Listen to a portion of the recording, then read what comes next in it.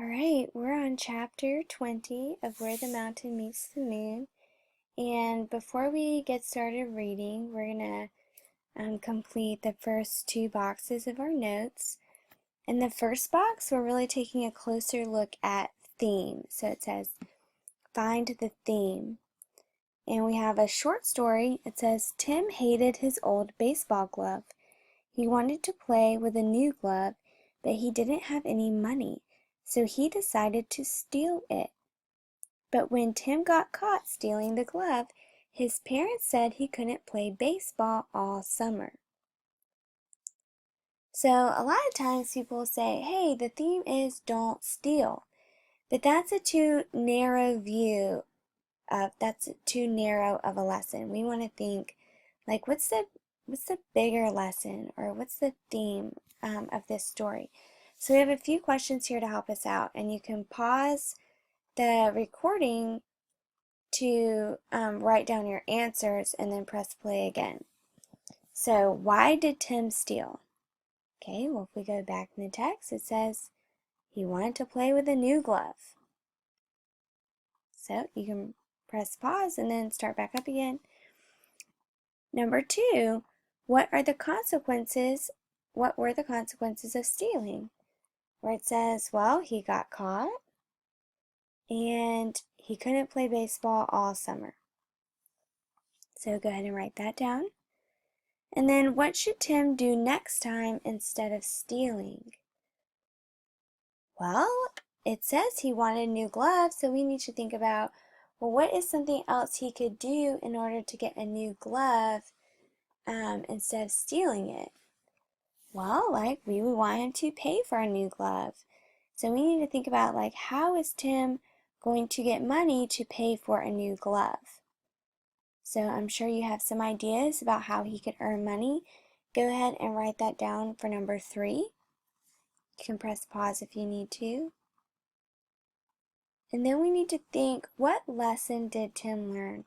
So we know he probably needs to get a job or do some extra chores around the house so that he can earn money instead of stealing. So the lesson is that you need to work hard for something if you want to change it. So instead of stealing, Tim needs to work hard to get what he wants. So that's the lesson. Tim needs to work hard to get what he wants. Today we're going to look at what lesson did Ma and Ba learn on their journey. Yesterday we looked at Min Lee, and today we're going to look at Ma and Ba. Before we do that, there's a couple of vocabulary words we need to keep in mind. The first one is weary.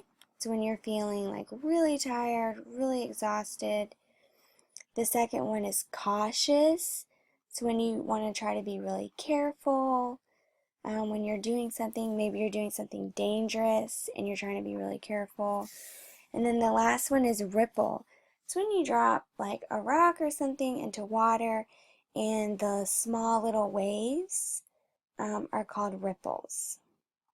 Go ahead and draw a line from the vocabulary word to the picture.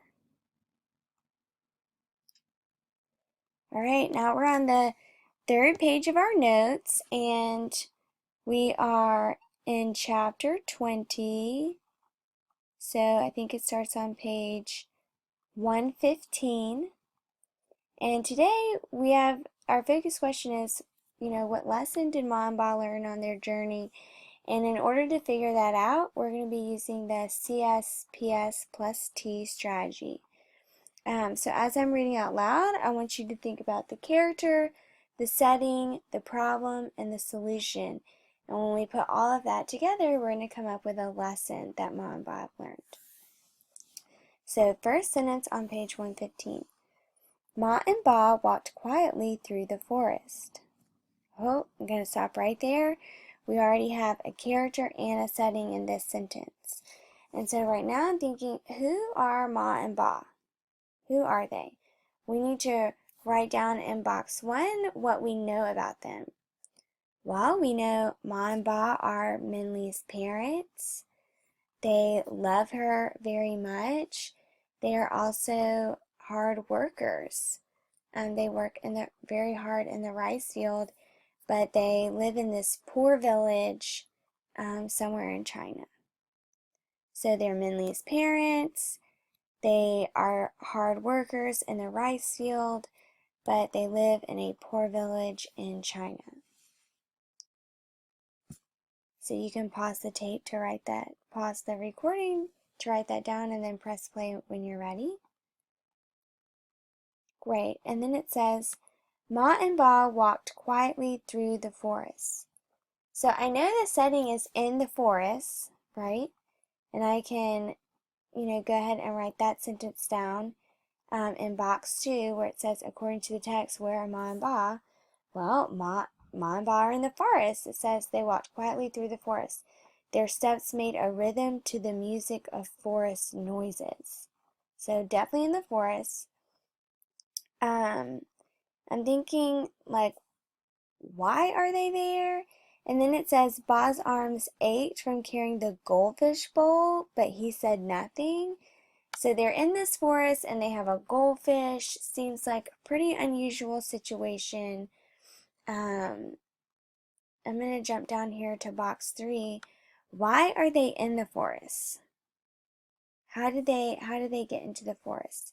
And so I really have to use my memory. I know, okay, well, Min Lee ran away to go find the man in the moon. So Ma and Ba, when they discovered she was gone, they went out to look for her. So they're in the forest because they're looking for Min Lee. But they ran into the goldfish man, who gave them a goldfish. They thought the goldfish man was Min Lee, but he's not. And he was like, you know what? Like, you can have this goldfish. Maybe it will bring you good luck. So in box 2, where it says, where did Ma and Ba get the goldfish? We need to write down, they got it from the goldfish man who they met in the woods when they were looking for Min Lee. And you can rewind, or you can press pause if you didn't catch it. And then in box 3, why are Ma and Ba in this place? Well, they went looking for their daughter, Min Lee, who ran away to go find the old man in the moon. When it says how they got there, well, they walked. That's what our text says. All right, I'm going to keep reading, right? And we're going to think about, what did Ma and Ba decide to do about this? Now they're walking through the woods, but we need to think, are they going to continue looking for her, or are they going to turn around and go home? So now we're at, I can carry the goldfish. I can carry the goldfish if you're tired, Ma said. Ba opened his mouth to protest when he heard, let her, old man. It's her way of saying she's not angry anymore. Ba closed his mouth and looked at the fishbowl and then at Ma. She stood waiting, clearly ignorant of the fish's words. He handed the bowl to Ma. If it gets heavy, I can take it back, he said. We can take turns, Ma said, nodding. Wow, so all the goldfish that we have encountered in this story talk. And not everyone can hear them, but we know that Min Lee and her father can hear them and Ma can't. And so I'm kind of thinking, like, why can't Ma hear the goldfish? I'm wondering if it has anything to do with the stories that Ba tells, and that Ba and Min Lee really believe in these stories and Ma doesn't. And so I'm thinking, well, she can't hear the goldfish because she doesn't believe in any of the stories. Kind of like, well, we won't go there. All right, back to the story. Ma was carrying the goldfish bowl when the night fell and they came back home to the village. The neighbors saw their return and all crowded around as if they were selling good luck. Did you find Min Lee? They asked. Where is she? Where did you get a goldfish? Okay, so now we know they didn't keep trying to find her. Ma and Ba actually decided to go home, and now they've returned to the village and all their friends are wondering where Min Lee is. And we really want to focus on how are Ma and Ba going to respond to their neighbors. So before we figure out how they responded, we need to write down in box 4 what Ma and Ba decided to do about their problem. And they decided to stop looking for Min Lee and go home and wait for her. Both Ma and Ba shook their heads over and over again. No, they said, we didn't find her. We don't know where she is. The goldfish is from the goldfish peddler. We followed his footprints thinking they were Min Lee's. And we decided, Ba said, to come back and wait. After she finds Neverending Mountain, Min Lee will come home. Wait for her, one of the neighbors said. How can you let your daughter search for Neverending Mountain? You are just as lost as her. Now pay really close attention to this part. We tried to find her, but now we do not know where to look, so we will wait, Ba said, and then glanced at Ma, who though her lips tightened at the neighbor's words, did not disagree. We must trust Min Lee. She will come home. And then Ma and Ba went into their house, leaving the sea of shaking heads behind them. Ba placed the goldfish bowl on the table and quietly began making dinner. A soft breeze seemed to blow in the moonlight, spilling it through the open window and lighting the bowl like a lantern. Ba looked at Ma cautiously. Her face looked weary, but the gentle wind that rippled the bowl's water seemed to smooth the creases of her face. And when the cloud-like rice was finished, Ma took her chopsticks and fed the fish from her bowl. All right, let's go back to their response. How did they respond to their neighbor's comments?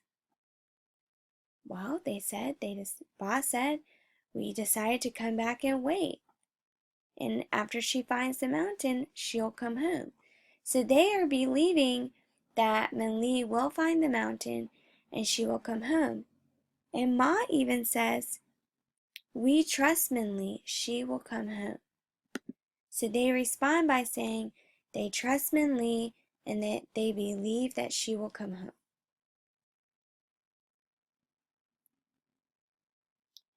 All right, next you need to think, what lesson did Ma and Ba learn from their journey? So before they left on their journey, would they have said this about Min Lee? We trust Min Lee, we trust Min Lee. Right? Maybe, maybe not. Now that they've been on their journey, we definitely know that they have learned to trust her and they believe that she will come home. And so we need to think, what theme does that represent? So use your chart and then use the sentence starters to create your paragraph. You have about 6 to 7 more minutes to spend on your paragraph, which is enough time. Good luck.